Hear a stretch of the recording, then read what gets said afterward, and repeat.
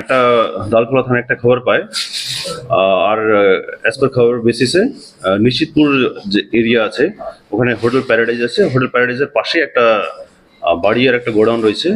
তো ওখানে রেড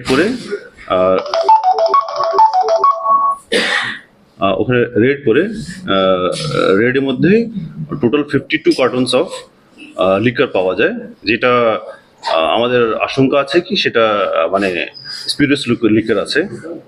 কিছু কিছু ব্র্যান্ড নেমগুলো আছে ওটার মধ্যে, যার মূল্য হলো টোটাল 5,50,000। এইটার মধ্যে দুজনকে অ্যারেস্ট করা হয়েছে, যারা দুজন ওখানে ছিলেন। দুজনের নাম রয়েছে গৌতম কুমার আর মোহাম্মদ আজমাল হোসেন। দুজনেরই বাড়ি বিহার। ওনার দুজনকে অ্যারেস্ট করা হয়েছে, আর আমরা 10 দিনের জন্য রিমান্ড পিরিয়ড করেছি। আর ডিউরিং রিমান্ড পিরিয়ড আমরা আরও মানে কেউ যদি ইনভলভ থাকে তাদের খবর লাগাবো, আর এটা কোথায় থেকে সাপ্লাই হচ্ছিল আর এটা কোথায় যাচ্ছিল এগুলো আমরা খোঁজ করবো। কোথা থেকে তাদেরকে এই মনিটর করা হয়েছে? কোন জায়গায়? নিচিতপুর গ্রামে একটা গোডাউন ছিল, গোডাউন থেকে। স্যার কিছুদিন আগেই কানকিতে এরকম মানে কিছু উদ্ধার হয়েছিল, যেটা দালখোলা কিষান মন্ডল থেকে আসছিল। স্যার কোথায় মানে কোথা থেকে আনা হচ্ছে এই মদগুলো, পাচ্ছে কোথায়? এইগুলো আমরা খবর লাগাচ্ছি অ্যাকচুয়ালি বিভিন্নভাবে। আমরা বিভিন্ন সময় আমরা রেডগুলো করি।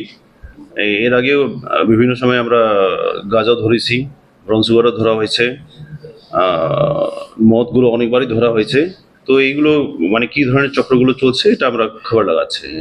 স্থানীয়দের অভিযোগ যে দালখোলাতে একটা নকল মদ তৈরির একটা চক্র আগে থেকেই সক্রিয় ছিল, সেটা দুজন মুখে আবার সক্রিয় হয়ে উঠেছে। সেই জন্য পুলিশ রেড করছে। 10 দিনের জন্য রিমান্ড পিরিয়ড করা হয়েছে। আজকে যাচ্ছে, আজকে যাবে। তো আজকে দুপুর মধ্যে আমরা পেয়ে যাবো কদিনে হচ্ছে বলে। স্যার সামনে দুর্গাপূজা, স্যার মানে নাকা চিঙে বা কোনো কিছু বা এরকম কোনো কিছু পুলিশের তৈরি করা হচ্ছে নিরাপত্তা নিয়ে? সামনে আগাম যে আমাদের দুর্গাপূজা রয়েছে, এটা নিয়ে পুলিশের যথেষ্ট ব্যবস্থা রয়েছে। আমাদের বিভিন্ন ধরনের পুলিশ টিমগুলো, যেরকম আপনারা দেখতে পারেন বিভিন্ন টিমগুলো মাঝে মাঝে যায়।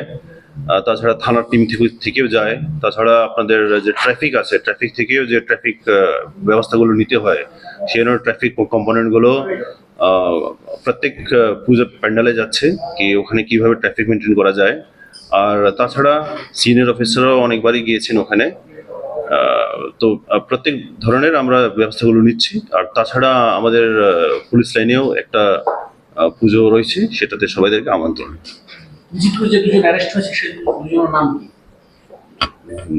বললাম তো গৌতম কুমার, একজন গৌতম কুমার আর একজন মোহাম্মদ আজমাল হোসেন।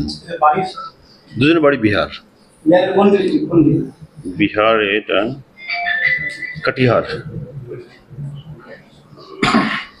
দুজনের বাড়ি কাটিহার। ঠিক আছে। চলো।